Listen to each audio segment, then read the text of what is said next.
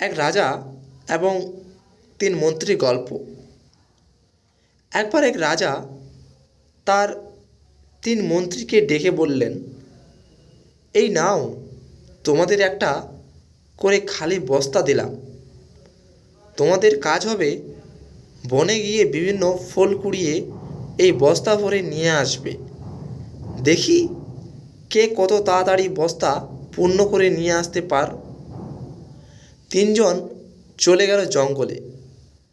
প্রথম মন্ত্রী চিন্তা করল, রাজা বলেছে তাই ভালো ভালো ফল কুড়িয়ে বস্তা পূর্ণ করি, এবং সেই মতো জঙ্গলে ভালো ফল দিয়ে বস্তা ভরে ফিরে আসলো। দ্বিতীয় মন্ত্রী চিন্তা করল, রাজা তো সব ফল দেখবে না, তাই হাবিজাবি পচা ফল দিয়ে সে নিচের দিকে পূর্ণ করে, উপরের দিকে শুধু কিছু ভালো ফল দিয়ে বস্তা পূর্ণ করলো এবং ফিরে আসলো। তৃতীয় মন্ত্রী চিন্তা করল, রাজার এত সময় কোথায় বস্তা খুলে খুলে দেখবে। সে শুধু দেখবে বস্তা পূর্ণ হয়েছে কিনা। জঙ্গলে মোড়া পাতা ঘাস কাঠ দিয়ে বস্তা পূর্ণ করে নিয়ে এলো। তিন মন্ত্রী রাজার দরবারে হাজির।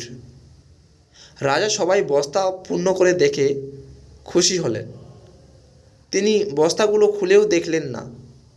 তিন মন্ত্রী নিজের বুদ্ধির কথা চিন্তা করে নিজেকে বেশ বুদ্ধিমান মনে করতে লাগলো।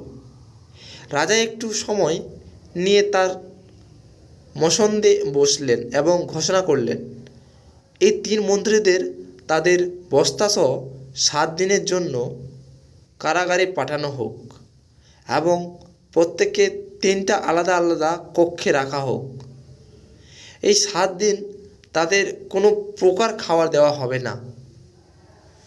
যেই কথা সেই কাজ। 3 জনকেই কারাগারে পাঠানো হলো।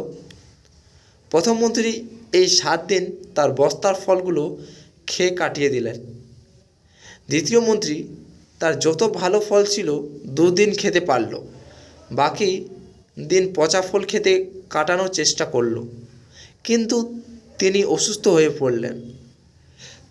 3 নম্বর মন্ত্রী বস্তার কোনো এক ফল ছিল না, তাই তিনি না খেতে পেরে কারাগারেই মারা গেলেন।